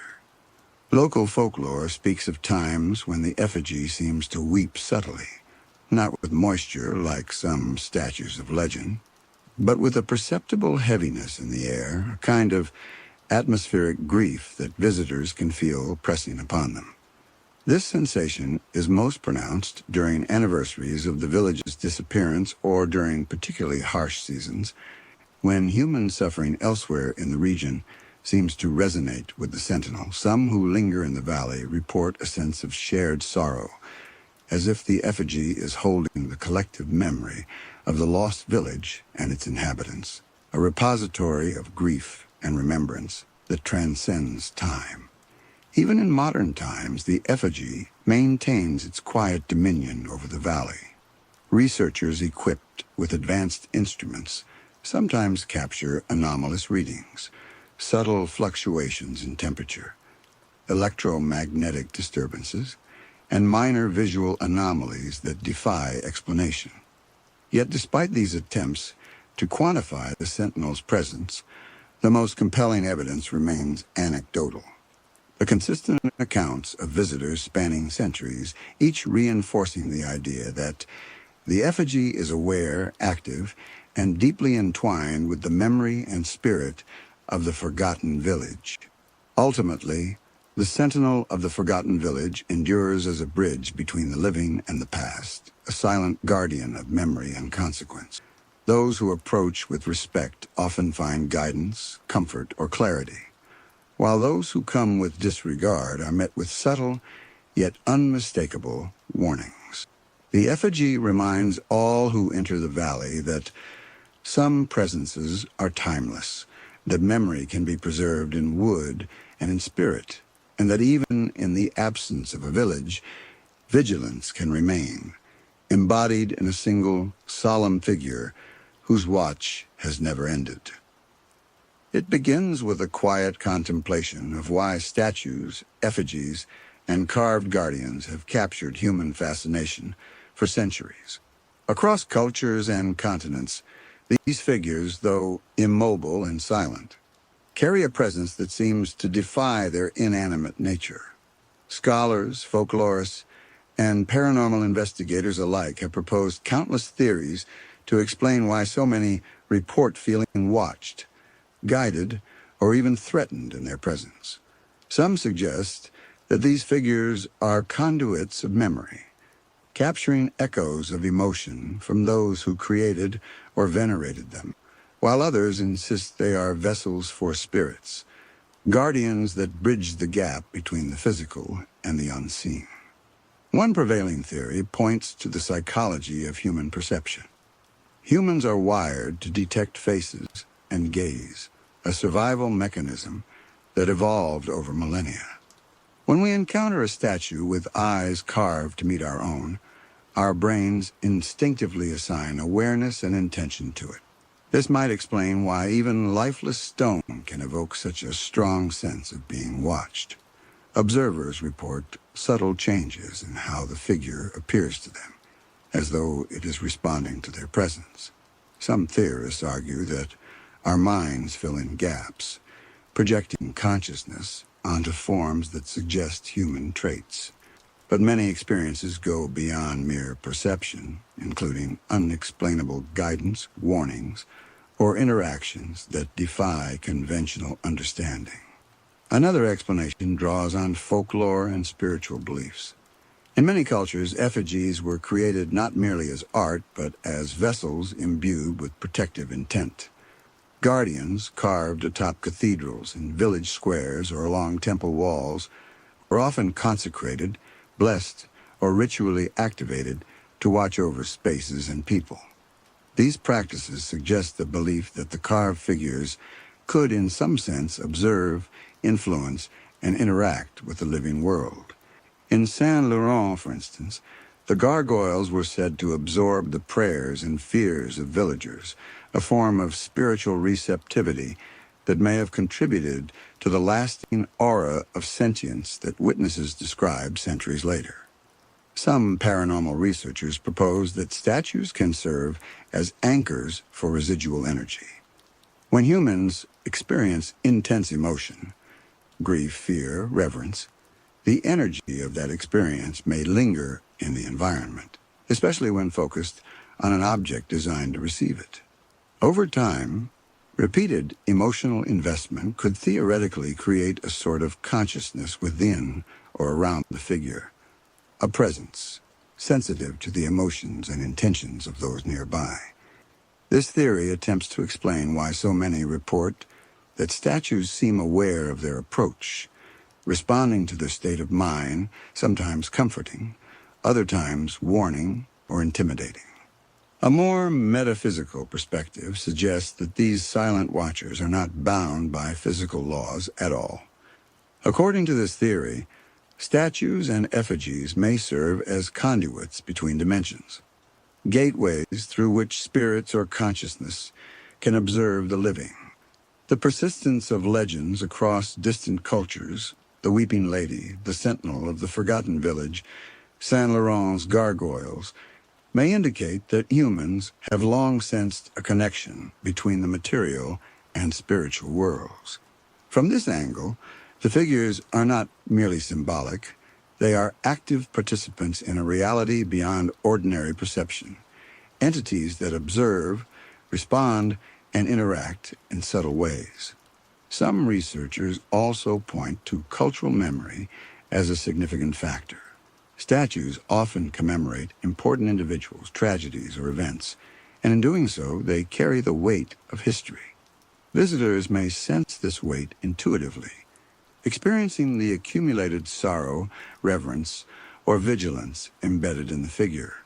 This theory aligns with accounts of the Weeping Lady's tears, the Sentinel's guidance, and other manifestations where emotion and memory seem to converge within a single carved form. In this view, the silent watchers do not require literal consciousness to exert influence. Their power lies in the resonance of collective memory and human belief. The interaction between observer and object may be further complicated by environmental factors. Fog, shadows, and shifting light can alter perception, creating the illusion of movement, gaze, or expression. Wind, humidity, and temperature changes may enhance the sense of presence, particularly when visitors are emotionally or psychologically primed to feel watched.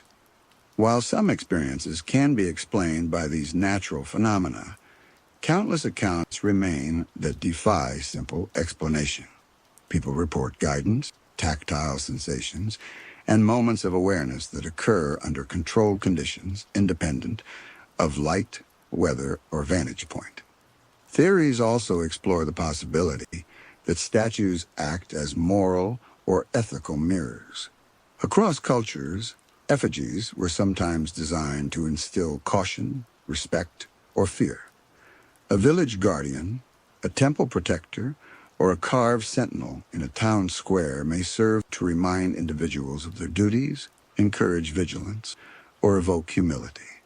This could explain why people report discomfort or unease when approaching some statues with disrespect, as if the figure itself registers intent and responds to behavior. It is a form of silent communication, where morality and observation are encoded into the form itself, extending influence without movement or speech. Beyond psychological, spiritual, and environmental explanations, some theorists delve into the possibility of time itself playing a role in the mysterious presence of statues. According to this perspective, certain figures might act as focal points for temporal echoes, capturing moments of intense human experience and replaying them subtly across generations. The sentinel of the forgotten village, the weeping lady, and the gargoyles of Saint Luron could be seen as repositories of these echoes, their vigilance shaped not only by emotion, but by the very memory of events that once unfolded in their presence. Visitors occasionally report glimpses of figures in the fog, faint sounds of long-past conversations, or sensations of being guided along paths previously walked centuries ago. It is as though these silent watchers exist partly outside the linear progression of time, aware of the past even as they interact with the present. In the realm of folklore, some accounts suggest that statues were intentionally created to house spirits or ancestral energies. In parts of Europe and Asia, effigies were carved with intricate detail, often incorporating symbolic elements meant to channel protective or guiding forces. In many of these traditions, the process of creation involved prayers, rituals, or offerings, which may have been understood as imbuing the figure with awareness. Modern-day observers might perceive this as consciousness or presence, yet within these cultural frameworks, it is seen as the natural result of centuries of veneration and spiritual investment. When travelers and townspeople report a statue guiding, warning, or even comforting them, they may in fact be interacting with centuries of accumulated reverence, a blend of human belief and ritualized attention that creates a living legacy. Another line of thought draws from the paranormal and metaphysical sciences, exploring the idea that statues and effigies might serve as receivers or transmitters of subtle energy fields. While conventional science cannot yet measure these phenomena definitively, anecdotal evidence abounds. Witnesses describe sensations of being nudged, guided, or warned, the impression of a gaze following them, and even physical phenomena such as cold drafts, pressure, or slight vibrations. These experiences often occur in precise locations around statues, the eyes, hands, or pedestals, suggesting that the design and placement of the figures might influence how energy is perceived or interacts with humans. Whether this is a natural resonance of the environment, a psychic phenomenon, or evidence of genuine sentience remains hotly debated among scholars and paranormal investigators alike. Some theorists approach the phenomenon from an anthropological perspective, viewing statues as tools of societal cohesion. In ancient and medieval communities, the presence of effigies and carved guardians often instilled a sense of order, respect, and reverence. People approached these figures with caution and care, knowing that they symbolized authority, protection, or divine oversight. Over time, the human tendency to ascribe consciousness to the figures they venerate may have reinforced the perception of awareness. What begins as cultural symbolism can evolve into lived experience, where the figure is both a moral anchor and a vessel for perceived sentience. In this sense, the watching is a feedback loop. The figure shapes behavior, and human attention and emotion, in turn, breathe life into the perception of awareness. The silent watcher's role in folklore often extends beyond protection. Some accounts describe them as intermediaries between the living and the dead. People visit certain statues to seek guidance, to plead for the safety of loved ones, or to request insight into the unseen. When outcomes seem favorable, these experiences reinforce the belief in the effigy's attentiveness. Across cultures, from European church gargoyles to carved wooden guardians in Asian villages, stories persist of statues, appearing to communicate subtly through posture and expression or environmental cues. This notion suggests that the figures do more than symbolize. They actively participate in the lives of those who approach them with intent and reverence. A fascinating aspect of these theories is the consistency of experiences across disparate locations and cultures.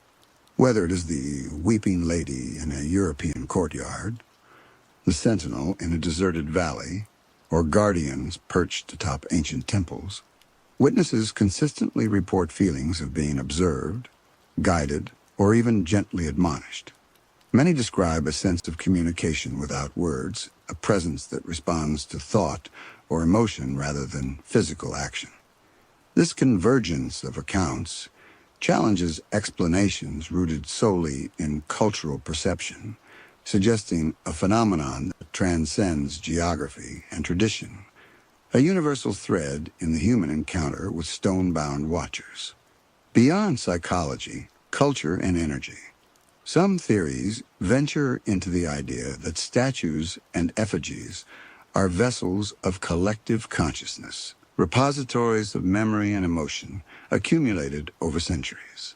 The concept suggests that repeated human interaction, prayers, offerings, stories, and even fear imprints onto the figure, creating a form of awareness that is both emergent and subtle. The sentinel of the forgotten village, the weeping lady, and the gargoyles of Saint Luron may all exemplify this as they occupy spaces long intertwined with human experience, retaining echoes of grief, reverence, and attention. Witnesses often report feeling the weight of this accumulated consciousness as a tangible presence, a quiet intensity that seems alive even though the figure remains motionless. Paranormal investigators often recount experiences that hint at interaction beyond mere observation. Some visitors report guidance that manifests as physical nudges, altered paths, or sensations that prevent danger. Others describe the effigies responding to emotional states, offering comfort in moments of grief, reflecting sorrow, or instilling unease when intentions are malevolent. These interactions suggest that silent watchers are not passive, but dynamically responsive, their influence shaped by human presence and emotion. In several documented cases, people have experienced sudden shifts in mood or perception upon approaching a statue, as though the figure reads and reflects their inner state. The symbolism embedded in many statues may also play a crucial role in the sense of being watched. Carved features are rarely arbitrary. Posture, gaze, and expression are designed to evoke authority, vigilance, or empathy. In some cases, effigies were constructed with exaggerated eyes, extended hands, or forward-leaning forms to create a perception of attentiveness. This deliberate artistry might amplify the psychological impact, allowing even a motionless figure to convey presence, intention, or emotion. Over time, repeated human interaction with such symbols could generate a feedback loop. Belief imbues presence, and perceived presence reinforces belief, creating a living legend that persists through generations. Several cases highlight moments where silent watchers seem to interact with events beyond human observation.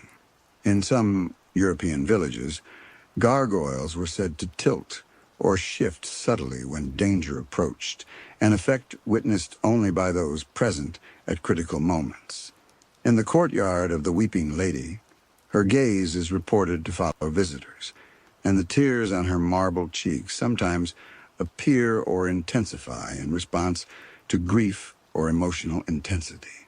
The sentinel of the forgotten village appears to guide or deter travelers depending on intent, with gestures and postures subtly altered in the fog. While skeptics argue these experiences are coincidental or products of expectation, the consistency of reports across centuries challenges a purely rational explanation. Environmental factors may amplify these experiences. Fog, shadow, light, wind, and even temperature shifts can create illusions of movement, gaze, or expression. However, many reports describe events that occur in controlled conditions or without environmental triggers, including tactile sensations, sudden emotional responses, or subtle shifts in the figure itself. Some researchers speculate that the figures act as focal points, concentrating ambient energy or consciousness in ways that produce observable effects. Others suggest that these phenomena hint at a form of perception or awareness that humans do not yet fully understand, one that operates independently of conventional sensory input. In cultural terms, silent watchers may also serve as ethical mirrors. Across societies, effigies were often intended to enforce moral or social codes, reminding observers of duty, piety, or respect. Stories abound of individuals feeling unease, guilt, or fear when approaching with disrespect, suggesting that the figures act as both symbolic and experiential guides. This aligns with accounts from the Weeping Lady and the Sentinel, where visitors experience subtle warnings, guidance, or emotional reflection. In this sense, the statues are both teachers and guardians, communicating in ways beyond words, shaping behavior through presence alone. Some researchers explore the notion that these watchers are connected to ancestral memory, serving as a bridge between the living and those long departed. By venerating or respecting these figures, people may maintain a connection with the past, preserving collective memory and reinforcing social and spiritual bonds. The silent watchers, in this view, are repositories of cultural and emotional continuity, ensuring that human experience is honored across generations. Visitors' accounts of guidance, comfort, or caution can be interpreted as interactions with this continuum, a silent dialogue with memory itself. As we consider the final pieces of these theories, the silent watchers reveal themselves as far more than mere stone, wood, or metal. Their presence seems to weave together strands of human emotion, memory, spirituality, and perhaps even energy in ways that challenge conventional understanding. Witnesses repeatedly report that approaching these figures evokes an awareness that cannot be easily dismissed. The sense of being observed is often accompanied by intuition, subtle guidance, or warnings that manifest physically or psychologically. This suggests that the watchers are not only symbols of vigilance, but active participants in the experiences of those who encounter them. Some theorists argue that statues act as guardians of threshold spaces, places where the material and spiritual worlds intersect. Churchyards, village squares, mountain passes, and abandoned settlements often feature statues positioned in such liminal areas. The effigies and carved figures may serve to monitor these spaces, their silent gaze maintaining balance, protecting travelers, or preserving the memory of events long past. In these settings, the watchers are both physical and metaphysical sentinels, standing as enduring witnesses to human life, capable of influencing those who enter their domain. Numerous accounts describe interactions that border on the supernatural.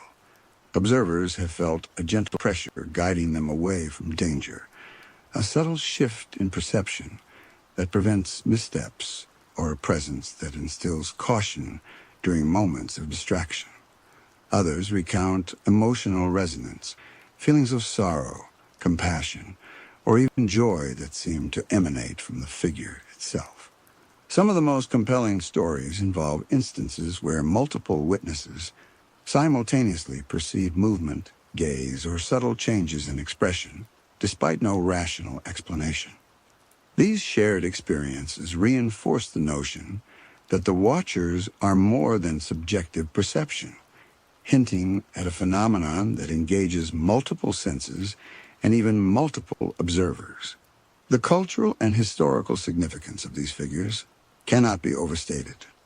In some traditions, statues were deliberately designed to evoke awe, respect, and reflection.